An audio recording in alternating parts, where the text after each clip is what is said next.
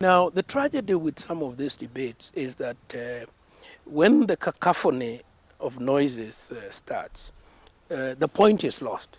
The point is that both parties have a valid, legitimate, and important point. What is that point? We must do everything humanly possible to ensure that the results of the 2017 elections are acceptable to the people of the Republic of Kenya. Therefore, the procedures must be such that everybody is agreed.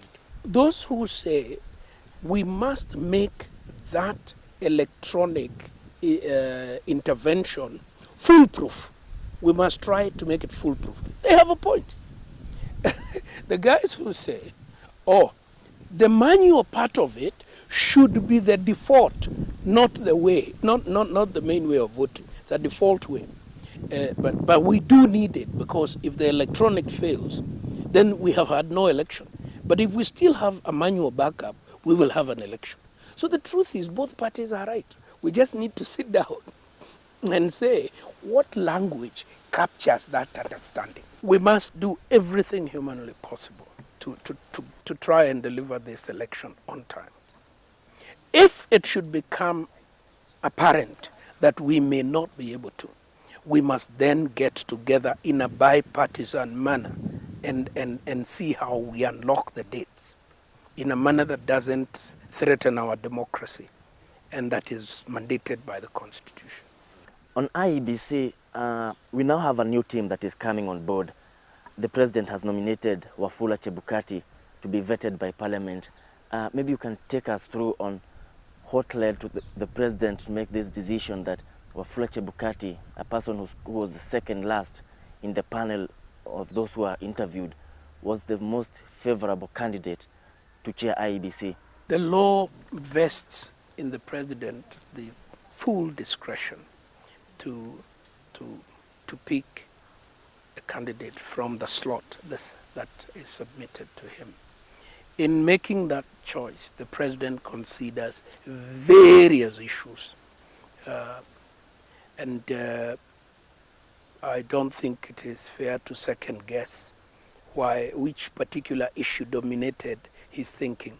But he must take a candidate who, in his opinion, can best do the job.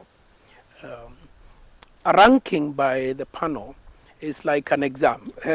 People get an A, and for the rest of their lives, they are unable to do the job. So I wouldn't place much on that myself. On the war on graft, you chair the multi-agency body bringing on board DPP, Judiciary, EACC, CID, and other stakeholders. What are the new mechanisms that you intend to introduce so that Kenyans can have the faith that Kenya is winning war on graft? The real challenge is that so much money has been devolved to the counties that the cartels that feed off this sort of resources have now decamped to the counties, and they are raining havoc there. And it's worse in the counties because the oversight mechanisms are weak, much, much weaker. And in fact, the professional competence of most of the officials there is less than it is in the central government. So this is our new frontier. This is where we need to fashion new tools and methods of dealing with that. Now, EACC has offices in all the 47 counties. So in principle, something is being done. But we need to capacitate these offices. DPP the same. We need to give them more resources, human and otherwise, more funds to be able to follow these cases.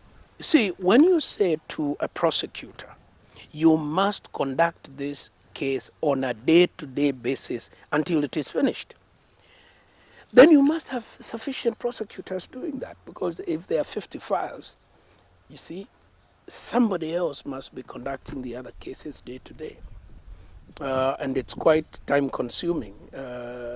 So unless you have the numbers the day-to-day cannot be done. Unless you do the day-to-day, then you will have the adjournment. The case starts in January 2017, then it is adjourned to January 2018. That's precisely what Kenyans are saying they don't want.